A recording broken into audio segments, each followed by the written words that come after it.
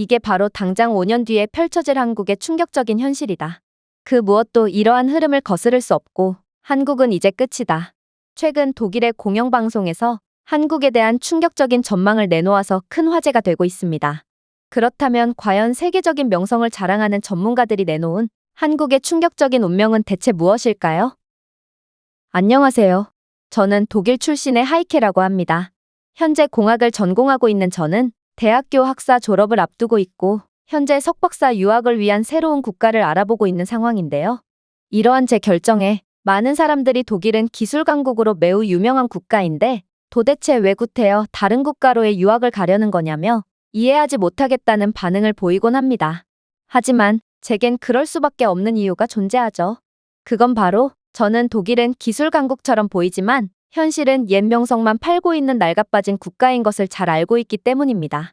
현재 아시아 국가들의 기술 수준은 무섭도록 치고 올라오고 있는데 독일의 기술력은 오히려 퇴보하고만 있고 심지어 대학교에서도 혁신은 찾아볼 수 없으며 쓸데없는 것만 가르치고 있으니 만약 제가 독일에서 박사과정까지 마치게 된다면 저는 제 인생이 잘못된 난파선에서 완전히 침몰하고 말 거라는 확신에 가까운 예상을 할 수 있었죠. 사실 제가 가고자 하는 국가는 바로 중국이었습니다.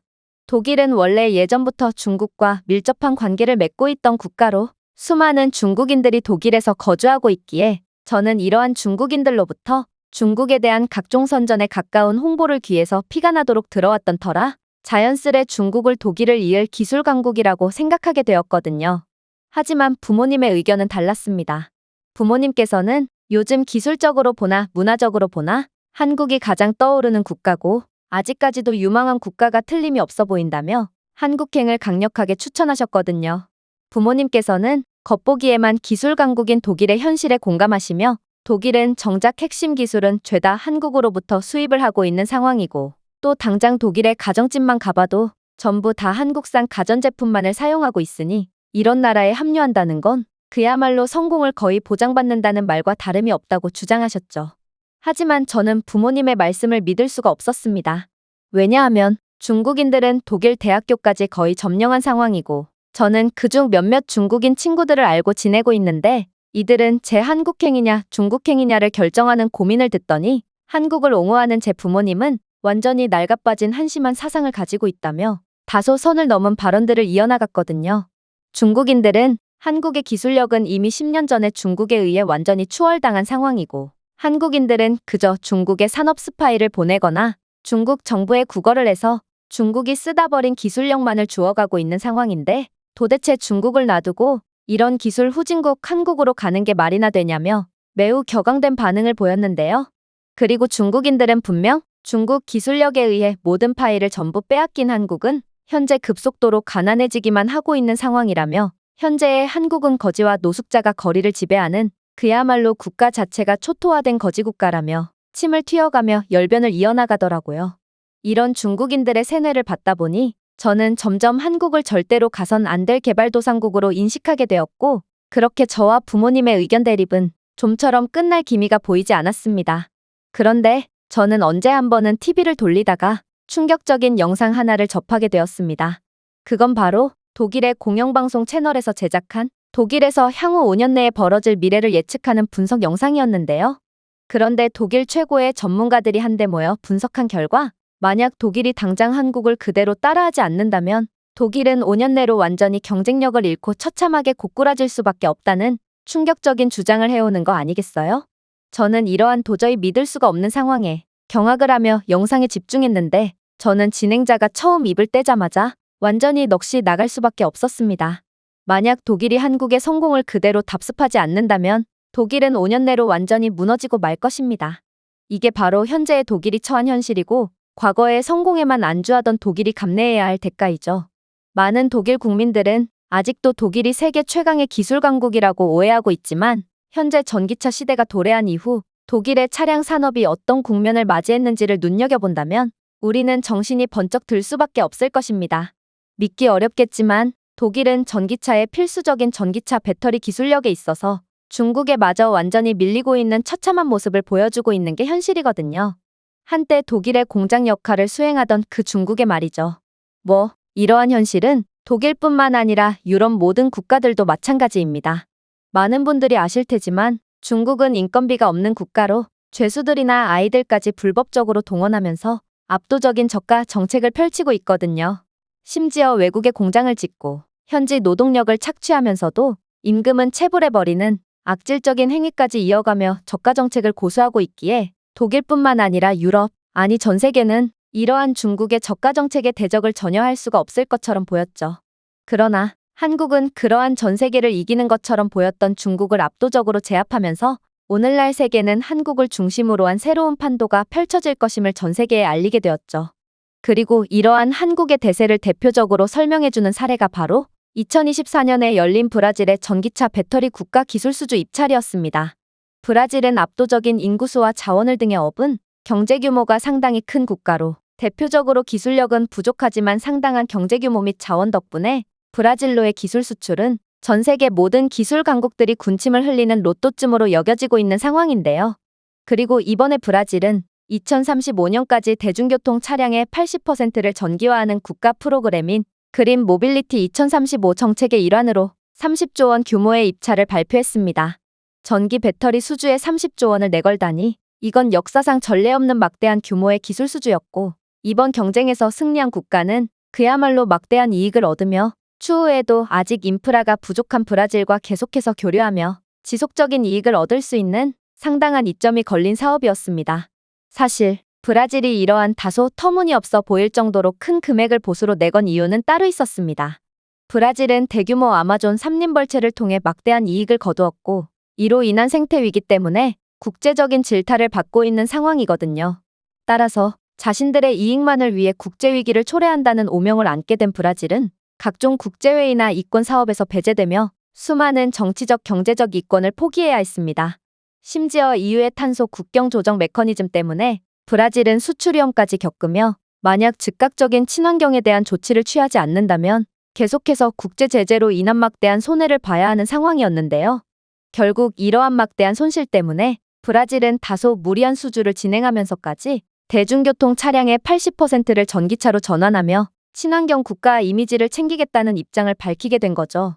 물론 역시나 이번 경쟁은 그 어느 때보다 치열했어요.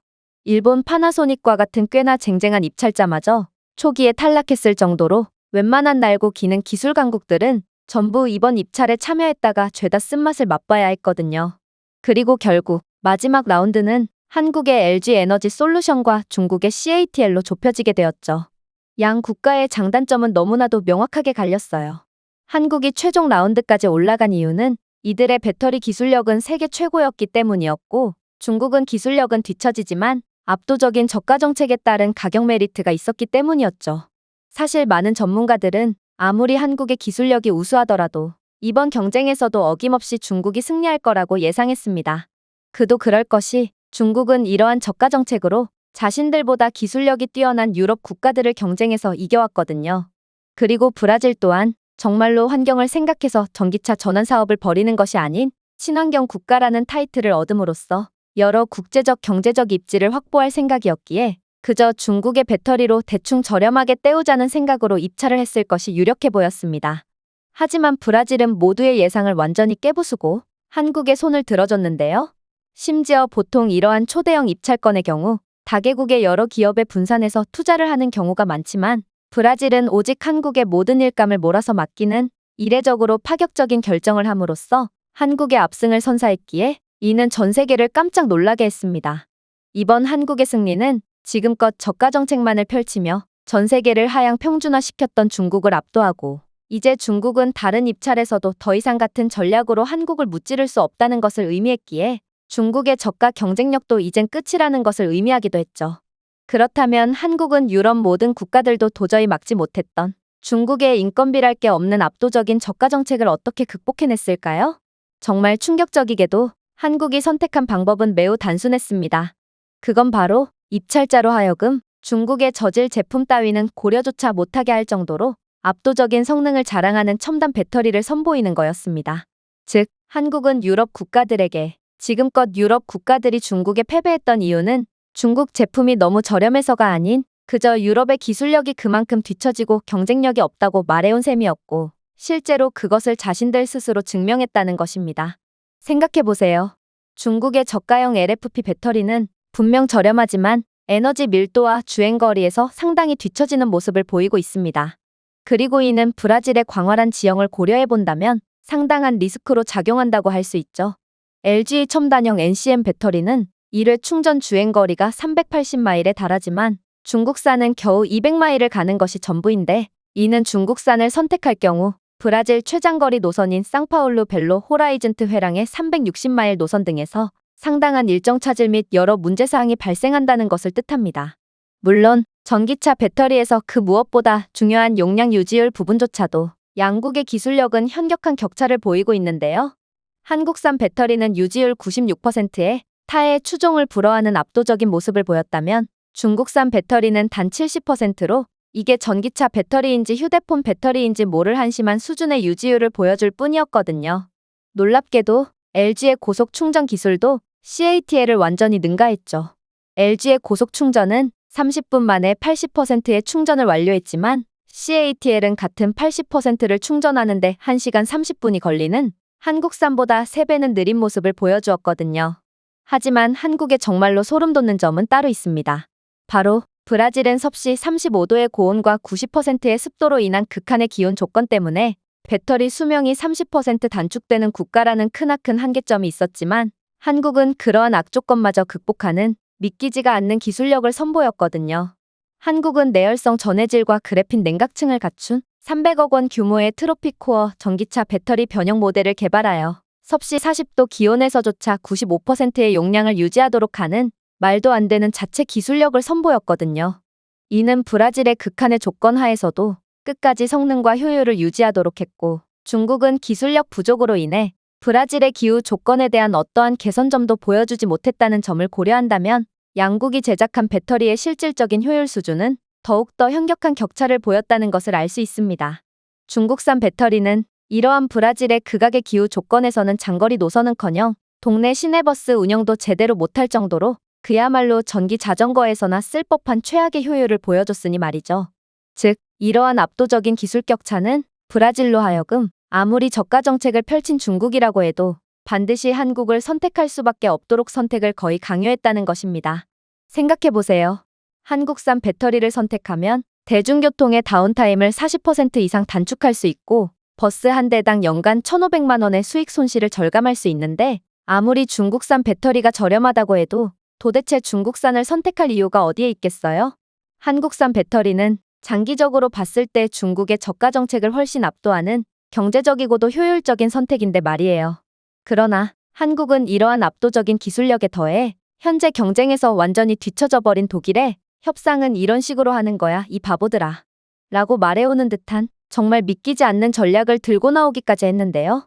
바로 한국은 중국의 자국 인력 사용 및 1대1로 정책을 통한 브라질 경제 종속 시도와는 달리 현지 소싱을 적극적으로 사용하며 브라질 현지화의 상생을 추구했다는 것입니다. 생각해보세요. 중국의 CATL은 자국의 중국인 노동자만을 고용하며 브라질 현지에 어떠한 일자리도 제공하지 않습니다. 또한 브라질은 이미 대중국 수출 비율 32%라는 더 이상 중국에 의존했다간 국가 경제 기반 자체가 위험해지는 그야말로 중국의 소나기에 넘어갈 듯 위태로운 상황에 처해 있죠. 이런 상황에서 중국에 전혀 신뢰할 수 없는 저가 배터리에까지 의존하게 된다면 브라질 또한 중국의 1대1로 정책의 피해자가 될지도 모르는 상황이었습니다. 그런데 한국은 이러한 중국과는 차원이 다른 신뢰성을 가진 국가죠. 일단 한국은 브라질 미나스제라이스의 광산에서 2026년까지 연간 리튬 만톤을 조달하여 연간 200억 원의 수입 비용을 절감하고 브라질의 광산 부문을 활성화하기로 약속했는데요. CATL은 자재의 90%를 중국에서 출하할 계획이었으며 이는 브라질을 환율 변동과 무역 위험에 노출시킬 가능성이 높았지만 한국은 이러한 기초 원자재마저 현지 소싱을 통해 상생을 추구하는, 안 그래도 일자리 부족과 상당한 빈부격차로 골머리를 앓고 있던 브라질의 구원을 선사한 것입니다. 물론 LG 산토 앙드레 조립 공장은 현지 인력 고용 확대를 약속했고 이는 안 그래도 현지 인력에게 최고 대우를 약속해주는 한국 기업들의 명성에 힘입어 브라질 현지의 희망의 불씨를 지피기도 했는데요. 물론 한국 또한 브라질의 질 좋은 천연자원들을 저렴하게 사용할 수 있어 상당한 이익이 되는 상황이었으므로 이러한 한국에 전혀 손해를 보지 않는 상생 전략은 브라질로 하여금 한국을 선택하지 않으면 안 되도록 했던 것입니다. 즉, 손해보는 사람이 한 명도 없이 모두가 이익을 보는 한국식 협상이야말로 완전히 늙고 고착화되어 버린 독일이 반드시 배워야 하는 부분이고, 만약 독일이 빠른 시일 내로 이런 한국을 따라하지 않는다면 독일은 한국이 중국이 얻은 것들을 도로 뺏어가고 있는 것처럼 한국에 의해 그나마 얼마 남지 않은 것들마저 전부 다 빼앗긴 뒤 완전히 깡통을 차는 신세로 전락하고 말 것이라는 것입니다. 저는 진행자의 말에 완전히 기겁을 할 수밖에 없었습니다. 한국은 제 생각보다도 훨씬 더 대단한 나라였고 부모님이 괜히 한국행을 추천하신 것이 아니었거든요. 그야말로 중국은 남을 착취하는 등의 부정한 방법으로만 경쟁할 줄 아는 국가일 뿐이었고, 저는 이런 국가의 미래를 걸 생각을 했다는 것에 소름마저 돋았을 정도로 이 영상은 제게 경악 이상의 감정을 안겨주었습니다. 물론 저는 이제 중국인들이 한국만 보면 발작을 하며 열등감을 느끼는 이유도 전부 이해할 수 있었는데요. 중국이 각종 불법과 악행을 저지르면서까지 세계와의 지저분한 경쟁을 하려고 하기만 하면 어김없이 한국이 나와 그들의 능력으로는 도저히 할 수 없는 정정당당하고 공정한 경쟁과 실력을 통해 압도해버리니 무슨 수를 써도 한국에는 안 되는 중국은 한국에 대한 엄청난 열등감을 가질 수밖에 없던 거였습니다. 그러나 이러한 제 한국에 대한 감탄도 잠시, 진행자는 이내 또다시 경악을 금치 못할 주장을 해오기 시작했고, 저는 완전히 얼이 빠질 수밖에 없었습니다. 하지만 한국의 가장 무서운 점은 따로 있습니다. 바로 한국은 자신들의 선두 자리를 빼앗길 여지를 조금도 주지 않고 있기 때문이죠. 독일만 봐도 그렇습니다. 과거에는 독일의 기술이 세계 최고가 맞았지만 독일은 그러한 현실에 안주하는 바보 같은 결정을 해버렸고, 지금의 독일은 이도저도 아닌 존재가 되어버렸거든요. 하지만 한국은 다릅니다. 한국은 중국의 저가 정책을 기술력으로 찍어 누르는 무지막지한 존재로 거듭났음에도 아직도 연구개발 투자 세계 1위의 자리를 공고히 하고 있거든요. 한국은 기술력을 수출해서 남은 이익을 전부 연구 개발에 재투자하고 있고, 이렇듯 선두의 자리에서 내려올 생각을 안 하는 한국을 넘을 국가는 단연코 없어 보이는 상황입니다. 즉, 한국은 이미 세계 최고임에도 더욱 발전할 가능성이 높고 중국과의 격차를 더욱 벌릴 예정이므로 브라질은 여러모로 훨씬 더 유망한 국가인 한국을 선택하는 것이 향후 관계를 생각해서라도 이익이라는 거였죠. 그런데 이런 한국은 브라질의 충격적인 추가 제한까지 건넸다는 사실이 알려졌습니다. 바로 한국의 배터리 기술력은 이미 기존의 혁신 곡선을 뛰어넘은 상태고, 실제로 LG는 SK온, 삼성 SDI와 협력하여 기존보다 훨씬 뛰어난 성능을 자랑하는 차세대 최첨단 배터리를 개발한 상태고, 시제품을 테스트하는 단계에까지 이르렀다고 했는데요. 그리고 한국은 2026년까지 450마일의 무지막지한 주행거리 성능을 자랑하는 배터리를 개발하겠다는 것을 약속함과 동시에 이러한 괴물 성능의 배터리를 브라질의 저렴한 가격으로 업그레이드해주겠다는 추가 계약까지 진행해버린 것입니다. 이건 브라질 입장에서는 상당한 이익이라고 할 수 있습니다. 저렴한 비용을 투자하면 훨씬 더 적은 유지비용과 중단시간, 높은 효율로 이익을 볼 수 있는 상황이므로 이건 브라질 입장에서는 마다할 것이 없거든요. 하지만 역시나 한국은 상호이익을 꾀하는 천재적인 협상 방식을 선택하는 똑똑한 국가입니다.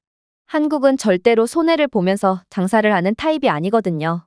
한국은 브라질에 저렴하게 배터리 업그레이드를 해주는 대신 프로토 타입의 배터리 기술을 시험해볼 좋은 실험 데이터를 얻은 셈이고, 또 자원 강국이자 아직도 개선할 인프라가 많은 브라질에 좋은 이미지를 쌓아 추가적인 기술 수주를 하기에도 유리한 고지를 차지한 셈이기 때문입니다. 하지만 아직도 놀라기는 이릅니다. 한국은 이번 수주 경쟁에서 더욱 말도 안 되는 모습을 보여주었고, 이는 전 세계를 놀래켰기 때문인데요. 사실 한국에 이러한 한계라는 게 존재하지 않는 부분이야말로 독일이 한국을 따라하지 않는다면 한국에 의해 모든 분야에서 집어삼켜질 거라는 논리에 대한 결정적인 증거라고 할 수 있죠. 바로 한국은 도저히 극복할 수 없을 것만 같아 보였던 브라질의 고질적인 한계마저 맞춤형 설계를 통해 완전히 극복해버리는 정말 타의 추종을 불허하는 유연한 사고와 융통성을 보여주었기 때문인데요. 일단 브라질의 가장 큰 한계는 역시나 인프라의 부족입니다. 브라질의 신뢰할 수 없는 전력망은 특히나 전력망이 불안정한 도시 외곽 지역에서의 전기차 도입을 위협하는 요인이었는데요. 하지만 중국뿐만 아니라 각종 기술로 이름 날렸던 선진국들도 도저히 손댈 엄두도 못 냈던 이러한 한계점을 한국은 마치 이 정도는 자신들에게 쉬운 수준을 넘어서 아예 문제거리조차 안 된다는 듯 말도 안 되는 해결책을 제안해왔습니다. 바로 한국은 에너지 저장 시스템 부분에서도 상당한 기술력을 보유한 국가였고, 이러한 모듈형 에너지 저장 시스템을 통합하여 전력 안정화를 추구하는 방법을 가져오며 이러한 시스템 구축에 따른 별도의 계약서까지 내밀었거든요. 한국은 이러한 브라질의 한계를 이용해 추가적인 기술 수출을 통한 추가 수익까지 창출한 상황인 것입니다. 브라질 입장에서는 이러한 추가적인 비용 지출이 부담스럽게 느껴질 수도 있지만 역시나 한국은 두 수 앞을 내다보는 국가였습니다. 브라질의 전력 수급 불균형 문제는 국가적 문제로까지 치부되며 브라질 입장에서는 상당한 골머리를 앓던 부분이었고 결국 이러한 가려웠던 부분을 저렴하게 긁어준다는 한국을 마다할 이유가 전혀 없었거든요. 브라질은 이번 추가 계약으로 인해 최대 2주일간의 정전이 발생한다고 해도 모든 버스에 전력을 공급할 수 있어 95%의 가동 시간을 유지할 수 있게 되었는데요.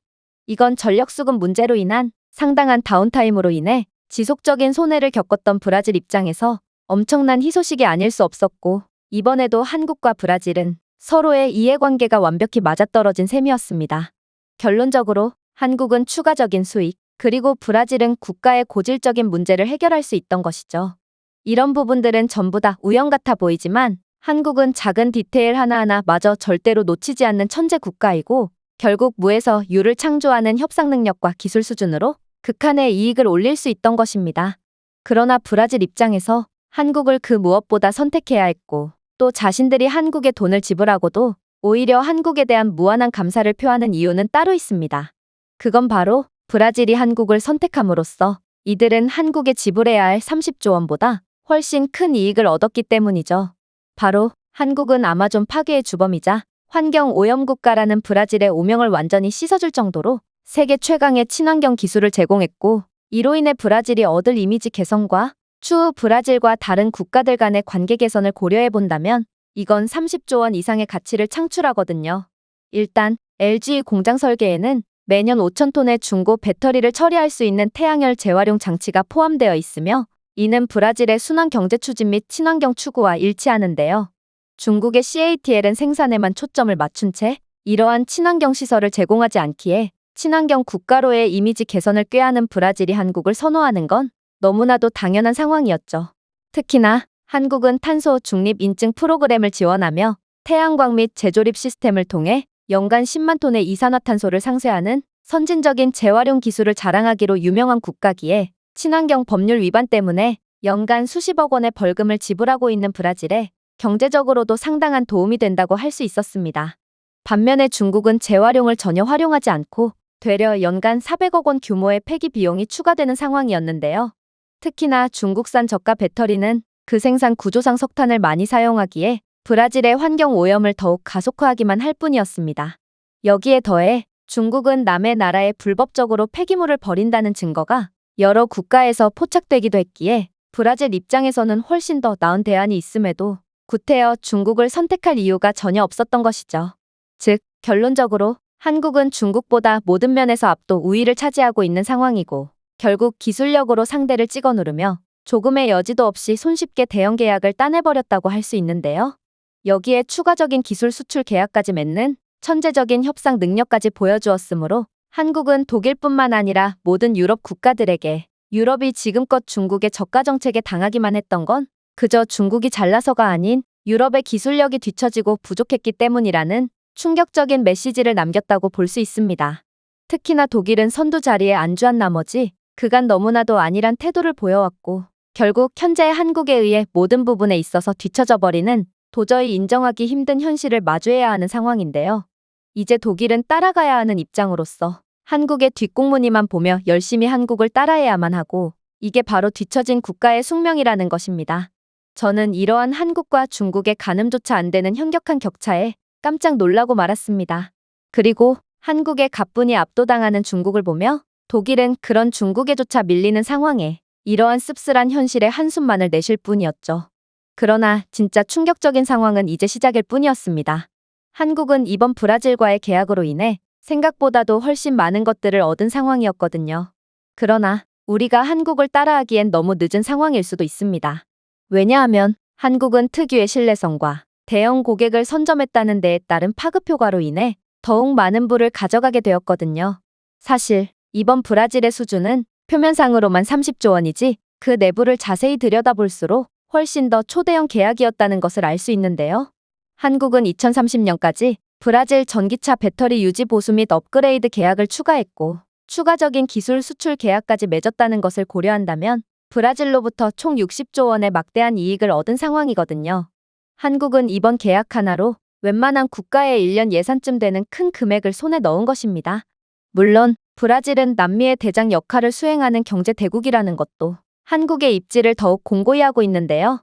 이번 브라질과의 계약을 통해 신뢰성을 입증한 한국은 칠레와의 1조 원 규모의 계약, 그리고 아르헨티나와의 1조 5천억 원 규모의 계약을 연이어 체결하면서 남미 시장을 장악하려는 움직임을 보이고 있거든요.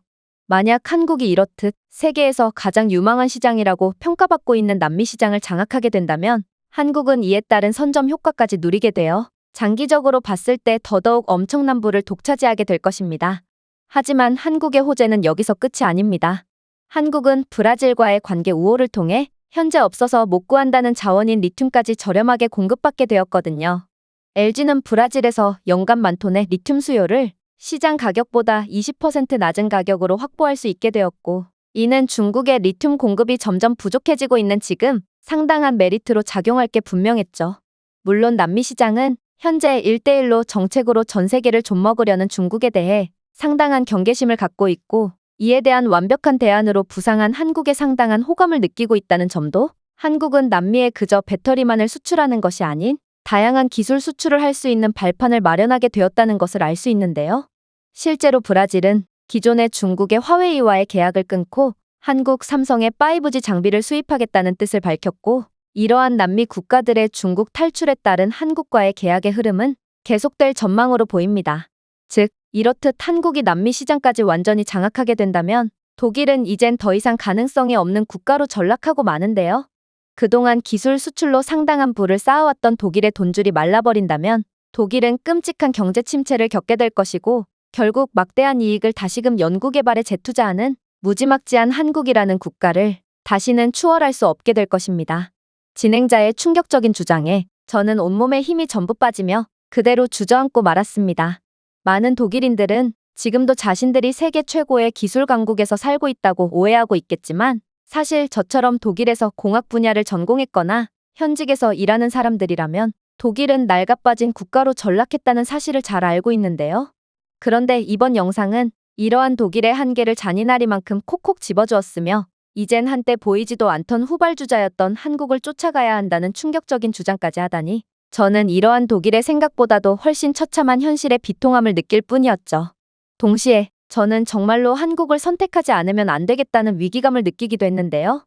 정말로 제가 만약 중국이라는 최악의 선택을 했다면 어떻게 되었을지, 저는 제 실수로 인해 인생이 완전히 망해버리게 되었을 뻔한 상황에 소름까지 돋으며 현재 열등감 덩어리인 중국인 친구들과의 교류를 완전히 끊어버린 채 아직도 무궁무진한 가능성과 잠재력으로 가득 차 있는 한국에서 새로운 출발을 하기 위해 준비 중에 있습니다. 제가 준비해온 내용은 여기까지입니다. 끝까지 시청해주셔서 진심으로 감사드리며 여러분들의 구독과 좋아요, 알림 설정은 영상 제작에 큰 힘이 됩니다. 이상 세모튜브였습니다.